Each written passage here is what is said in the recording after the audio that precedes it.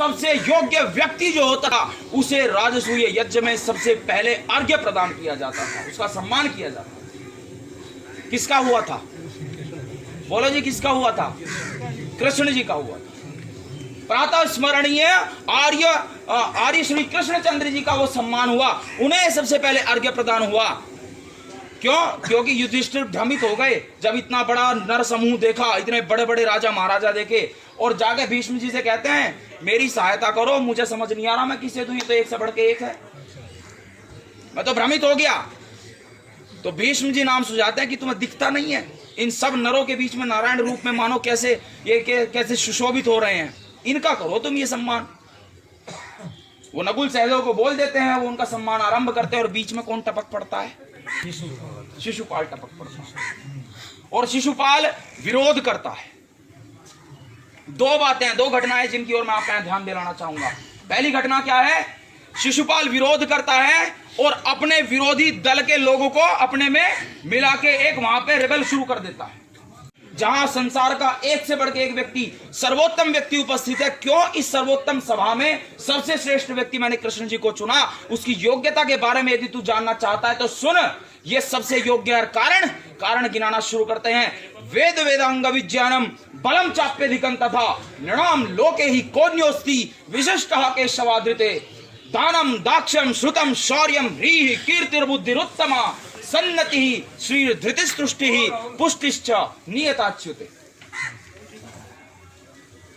अकेला कृष्ण ही ऐसा है जिसके भीतर क्या क्या है? वेद है, वेदांग है, विज्ञान है और सबसे अधिक बल है। ऐसा कौन है जो केशवाधृते, केशव के अतिरिक्त इन सारी विद्याओं, इन सारे गुणों में निपुण हो? उनमें दान है, दक्षता है, श्री है, कीर्ति है, यश है। वो पूरी की पूरी लिस्ट गिना देते हैं हाथ भर लंबी उनके गुणों की। पर विचार करेंगे यहां पर आप सभी से निवेदन करना चाहता हूं, सबसे पहला गुण क्या गिनाते हैं? बोलो जी, सबसे पहला गुण क्या गिनाते हैं? भीष्म जी कहते हैं वेद वेदांग, वेद। पहला गुण क्या गिनाते हैं? वेद। और कृष्ण जी को महाभारत जब आप पढ़ेंगे तो बहुत बार बहुश्रुत कहा गया है। क्या कहा गया है जी? क्या कहा गया है? बहुश्रुत।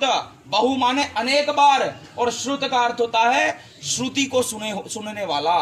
श्रुति किसे कहते हैं जी? वेद को। वेद को जिसने अत्यधिक बार सुना है, बहुत बार सुना है, ऐसा व्यक्ति बहुश्रुत है। और वो कौन है? केशव है। और ऐसा व्यक्ति क्योंकि वेद में सबसे बढ़ के है, इसलिए मैं इस व्यक्ति को सर्वथा सबसे पहले सम्मान का अधिकारी मानता हूं। और देखो जी, उन्होंने प्रमाणित भी कर दिया थोड़ी देर पीछे इस बात को कि हाँ, मैं ही हूं इस धरती का इस समय का सर्वश्रेष्ठ व्यक्ति। जानते हैं कैसे? आगे देखते हैं क्या होता है। शिशुपाल को यह तर्क दिया जाता है भीष्म जी द्वारा। शिशुपाल फिर भी दुष्टता से बाज नहीं आता, वो फिर भी गालियां देता है। और अंत में क्या करते हैं कृष्ण जी? विचार करेंगे, सुदर्शन चक्र से उसकी गर्दन उड़ा देते हैं। और फिर क्या होता है? थोड़ा ढंग से समझिए, विचार करिए, ऐसे समझिए आज भारत का पीएम, अमेरिका का पीएम और दुनिया भर के प्रेसिडेंट्स, प्राइम मिनिस्टर्स, चांसलर्स सारे एक सभा में इकट्ठे हों और एक परंपरा हो ऐसी जिसमें सबसे श्रेष्ठ व्यक्ति को सम्मान दिया जाना हो। मान लीजिए डोनाल्ड ट्रंप को सम्मान दिया जाना है जी, और इमरान खान उसका विद्रोह कर दे, कहे कि नहीं भाई ये इस योग्य नहीं है और इसे तुम क्यों ऐसा मानते हो, आदि आदि। और भारत का नरेंद्र मोदी, ये हीन उपमाएं हैं पर समझाने के लिए बोल रहा हूं।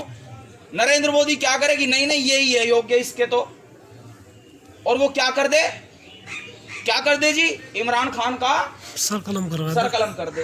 अच्छा ये बताओ क्या स्थिति होगी? संसार में पॉलिटिकल डिसबैलेंस क्रिएट होगा कि नहीं होगा? अरे राजनीतिक उठापटक हलचल पैदा होगी कि नहीं होगी?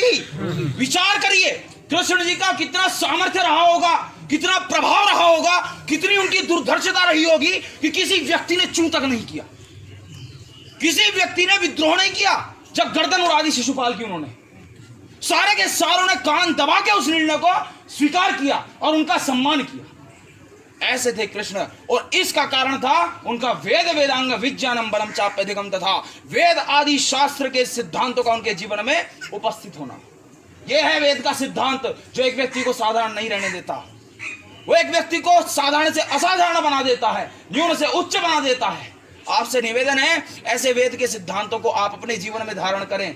आप ऐसे सिद्धांतों को अपने परिवारों में धारण करवाएं, अपने बालकों, अपने पोतों, अपने प्रपोत्रों, अपने पुत्रों में धारण करवाएं, अपने पुरुष महिलाओं में धारण करवाएं, पड़ोसियों में धारण करवाएं, रिश्तेदारियों में धारण करवाएं। इन सिद्धांतों को जाने और जनाएं। इनके बिना ना आपका कल्याण होना, ना हमारा, और ना ही हम सबका। कारण हम अंततः क्या है, एक संगठन है। आर्य समाज क्या है, एक संगठन है। इन सारी आशाओं के साथ कि आपने मुझे ध्यान से सुना है, अवसर दिया है, आपने बात को मैं यहीं पर रोकता हूं। आप सभी का बहुत बहुत धन्यवाद। सभी को नमस्ते।